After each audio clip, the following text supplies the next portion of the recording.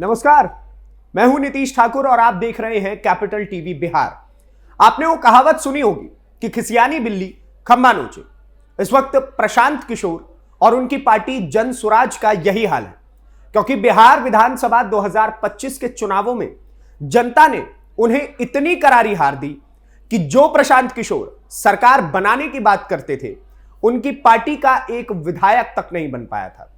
ऐसे में जो खुद जनता की परीक्षा में फेल हो गए हो, वो अब नीतीश कुमार से कह रहे हैं कि आप बिहार के साथ धोखा कर रहे हैं और भाजपा को चैलेंज कर रहे हैं कि आप जिसको मुख्यमंत्री बनाने वाले हैं नीतीश कुमार के बाद, उसको सीएम चेहरा घोषित करके दोबारा चुनाव करवा लीजिए और देख लीजिएगा जनता आपको नहीं चुनेगी। अब ये तो वही बात हो गई कि जिनके खुद के घर शीशे के होते हैं वो दूसरों के घरों पर पत्थर मारते हैं। यानी कि खुद जनता ने आपको ठुकरा दिया, आप दुनिया में कह रहे हैं कि जनता भाजपा को ठुकरा देगी। खैर, इन्हीं सारे मुद्दों पर आज हम चर्चा करेंगे, लेकिन उससे पहले आप हमारी ये स्पेशल रिपोर्ट देखिए। बिहार की सबसे अच्छी बात यही है कि यहां हारा हुआ व्यक्ति भी खुद को नंबर 1 का खिलाड़ी समझता है और ऐसा ही कुछ हाल प्रशांत किशोर का भी है। साल 2025 के विधानसभा चुनावों में उनकी पार्टी एक भी सीट नहीं जीत पाई, यानी कि जनता के अदालत में वो खुद फेल हो गए और वो पूरी दुनिया में ढिंढोरा बांटते फिर रहे हैं कि अगर बिहार में फिर से चुनाव हो तो भाजपा जदयू की जोड़ी हार जाएगी। और ये उस एनडीए गठबंधन के हारने की बात कर रहे हैं जिस एनडीए गठबंधन को जनता ने प्रचंड बहुमत देकर बिहार में विजयी बनाया है। अब देखना होगा कि प्रशांत किशोर अपनी इस बयानबाजी की राजनीति को कब तक खींचेंगे। बिहार की राजनीति में एक बार फिर बयानबाजी का तूफान उठ खड़ा हुआ है। जनस्वराज के संस्थापक प्रशांत किशोर ने मुख्यमंत्री नीतीश कुमार पर गंभीर आरोप लगाए।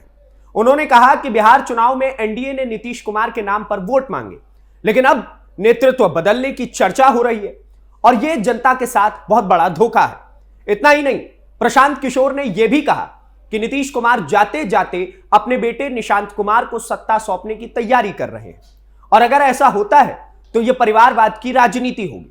सासाराम में आयोजित एक कार्यक्रम के दौरान उन्होंने भारतीय जनता पार्टी को खुली चुनौती देते हुए कहा कि अगर हिम्मत है तो जिस नए नेता को मुख्यमंत्री बनाना है उसके चेहरे पर दोबारा चुनाव करवा करके दिखाइए। अब सवाल उठता है, क्या सच में बिहार की जनता के साथ कोई धोखा हुआ है? क्या सच में सत्ता को परिवार के हवाले करने की तैयारी हो रही है? और सबसे बड़ा सवाल, क्या प्रशांत किशोर का आरोप राजनीतिक हकीकत पर आधारित है या सिर्फ राजनीतिक जमीन तलाशने की कोशिश है?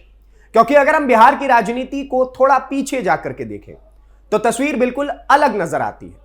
एक वक्त था जब बिहार को देश के सबसे पिछड़े राज्यों में गिना जाता था। सड़कें टूटी हुई थी, कानून व्यवस्था लगभग खत्म हो चुका था, अपहरण उद्योग बन चुका था और निवेशक बिहार का नाम सुनकर ही दूर भाग जाते थे, मानो कि भूत आ गया हो। लेकिन जब नीतीश कुमार 2005 में पहली बार मुख्यमंत्री बने, तब बिहार की तस्वीर धीरे धीरे बदलनी शुरू हो गई। सड़कें बनने लगी, स्कूलों में बच्चों की संख्या बढ़ी, महिलाओं को साइकिल योजना मिली और सबसे बड़ी बात, कानून व्यवस्था में सुधार हुआ। आज भी बिहार की राजनीति में मतभेद हो सकते हैं, आलोचना हो सकती है, लेकिन इस बात से शायद ही कोई इनकार करेगा कि 2005 के बाद बिहार की स्थिति में बड़ा बदलाव आया। अगर कोई यह कह रहा है कि बिहार के साथ धोखा हुआ है तो यह सवाल जरूर उठेगा कि आखिर किस आधार पर प्रशांत किशोर इस प्रकार की बातें कहे जा रहे हैं। प्रशांत किशोर ने अपने बयानों में यह भी कहा कि बिहार के गरीब परिवार अपने बच्चों को मजदूरी के लिए तमिलनाडु, गुजरात और पंजाब भेजने को मजबूर हैं। लेकिन यह भी एक अधूरी सच्चाई है, क्योंकि बिहार से पलायन आज का मुद्दा नहीं है, यह दशकों पुरानी समस्या है। यह समस्या तब भी थी जब बिहार में अलग अलग सरकारें थी। और सच तो यह है कि पिछले 1.5 दशक में बिहार में सड़क, बिजली, शिक्षा और स्वास्थ्य के क्षेत्र में जितना काम हुआ है वो पहले शायद ही कभी हुआ था। बिहार में आज लगभग हर गांव तक बिजली पहुंच चुकी है, सड़क नेटवर्क पहले से कई गुना बेहतर हुआ है और स्कूलों में बच्चों की संख्या रिकॉर्ड स्तर तक पहुंच चुकी है। अगर राज्य पूरी तरह से पिछड़ गया होता तो क्या यह सब कुछ संभव होता? यह बहुत बड़ा सवाल है। यही वजह है कि प्रशांत किशोर के बयान को कई लोग राजनीतिक बयानबाजी से ज्यादा कुछ नहीं मान रहे, क्योंकि यह वही प्रशांत किशोर है जो कभी नीतीश कुमार के बेहद करीबी माने जाते थे। यही प्रशांत किशोर कभी जनता दल यूनाइटेड के राष्ट्रीय उपाध्यक्ष भी रहे हैं और उस वक्त उन्हें नीतीश कुमार की राजनीति में कोई समस्या नजर नहीं आती थी। त्वमेव माता चपिता त्वमेव, ये वाली स्थिति थी। लेकिन आज जब उन्होंने अपनी अलग राजनीतिक पार्टी बना ली है, जब वो बिहार में राजनीतिक जमीन तलाश रहे हैं, तो अचानक उन्हें सब कुछ गलत नजर आने लगा। यानी सवाल यह भी उठता है कि क्या यह बयान वास्तव में सिद्धांत की लड़ाई है या फिर राजनीतिक महत्वाकांक्षा की रणनीति। प्रशांत किशोर ने भारतीय जनता पार्टी को चुनौती देते हुए कहा है कि अगर नया मुख्यमंत्री बनाना है तो उसके चेहरे पर चुनाव करवा लीजिए। लेकिन बिहार की राजनीति में गठबंधन की परंपरा नई नहीं है। एनडीए गठबंधन के ने चुनाव के समय जिस नेतृत्व में चुनाव लड़ा, उसी नेतृत्व में सरकार बनी। लोकतंत्र में सरकार के भीतर नेतृत्व परिवर्तन की चर्चा होना कोई असामान्य बात नहीं है। देश के कई राज्यों में ऐसा पहले भी होता रहा है, लेकिन हर बार इसे जनता के साथ धोखा कहना शायद राजनीतिक अतिशयोक्ति ज्यादा लगती है। और जहां तक निशांत कुमार की बात है, प्रशांत किशोर ने आरोप लगाया कि नीतीश कुमार अपने बेटे को सत्ता सौंपने की तैयारी कर रहे हैं। लेकिन अभी तक कोई ऐसा आधिकारिक संकेत सामने नहीं आया है कि निशांत कुमार राजनीति में सक्रिय भूमिका निभाने जा रहे हैं। निशांत कुमार हमेशा से सार्वजनिक जीवन से दूर रहे हैं। वो शायद ही कभी किसी राजनीतिक मंच पर दिखाई देते हैं। ऐसे में यह कहना कि सत्ता उन्हें सौंपने की तैयारी हो रही है, अभी सिर्फ एक राजनीतिक अनुमान भर ही लगता है।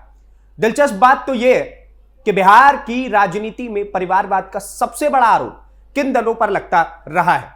यह बात किसी से छिपी नहीं है। बिहार की राजनीति में कई दल ऐसे रहे हैं जहां पूरा संगठन एक ही परिवार के इर्द गिर्द घूमता रहा है। आप समझ गए होंगे, राजद की बात कर रहे हैं। लेकिन नीतीश कुमार की राजनीति को अक्सर इससे अलग माना जाता रहा है। उन्होंने लंबे समय तक अपने परिवार को राजनीति से दूर रखा। ना उनके बेटे चुनाव लड़ते दिखाई दिए, ना उनके कोई रिश्तेदार किसी बड़े राजनीतिक पद पर नजर आए। ऐसे में अचानक परिवारवाद का आरोप लगाना कई लोगों को असंगत भी लग सकता है। दरअसल प्रशांत किशोर पिछले कुछ वर्षों से बिहार की राजनीति में अपनी नई पहचान बनाने की कोशिश कर रहे हैं। उन्होंने जन स्वराज अभियान शुरू किया, गांव गांव जाकर लोगों से मुलाकात की और अब उसे राजनीतिक पार्टी में बदल दिया 2025 के विधानसभा चुनाव से पहले। लेकिन सच्चाई यह भी है कि बिहार की राजनीति में अभी तक उनकी पार्टी कोई बड़ा चुनाव नहीं जीत पाई और ना ही कोई असर दिखा पाई है।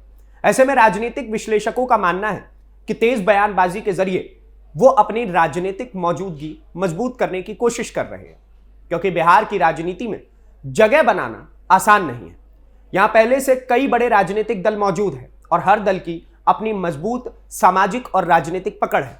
ऐसे में किसी नई पार्टी के लिए जगह बनाना एक लंबी प्रक्रिया होती है। शायद यही वजह है कि प्रशांत किशोर लगातार ऐसे बयान दे रहे हैं जिससे कि राजनीतिक बहस तेज हो और उनकी पार्टी चर्चा में बनी रहे। लेकिन सवाल वही है, क्या सिर्फ बयान देने से बिहार की राजनीति बदल जाएगी या फिर इसके लिए जमीन पर ठोस राजनीतिक ताकत भी चाहिए? बिहार की जनता पिछले कई दशकों से राजनीतिक प्रयोग देखती आई है। यहां कई नेताओं ने बड़े बड़े वादे किए हैं, लेकिन अंत में जनता ने वही नेतृत्व चुना जिस पर उसे भरोसा था। और यही वजह है कि बिहार की राजनीति में नीतीश कुमार आज भी एक बड़ा नाम बने हुए हैं। उनकी राजनीति से असहमति हो सकती है, उनकी नीतियों पर सवाल उठाए जा सकते हैं, लेकिन यह भी सच है कि उन्होंने बिहार की राजनीति को एक नई दिशा देने की कोशिश की। यही कारण है कि आज भी बिहार की राजनीति में जब विकास की बात होती है तो उसमें नीतीश कुमार का नाम जरूर लिया जाता है। ऐसे में अगर कोई नेता यह कहे कि बिहार के साथ धोखा हुआ है तो जनता जरूर पूछेगी कि आखिर वो धोखा कहां हुआ। क्या सड़कें बनना धोखा है? क्या गांव गांव बिजली पहुंचना धोखा है? क्या लड़कियों को शिक्षा के लिए साइकिल योजना देना धोखा है? या फिर यह सिर्फ एक राजनीतिक बयान है प्रशांत किशोर का जो चुनावी माहौल बनाने के लिए दिया जा रहा है? बिहार की राजनीति में आने वाले समय में कई बड़े बदलाव देखने को मिल सकते हैं। चुनाव नजदीक आते ही बयानबाजी और तेज होगी, आरोप प्रत्यारोप बढ़ेंगे, लेकिन अंत पर जो फैसला बिहार की जनता को करना है वही करेगी।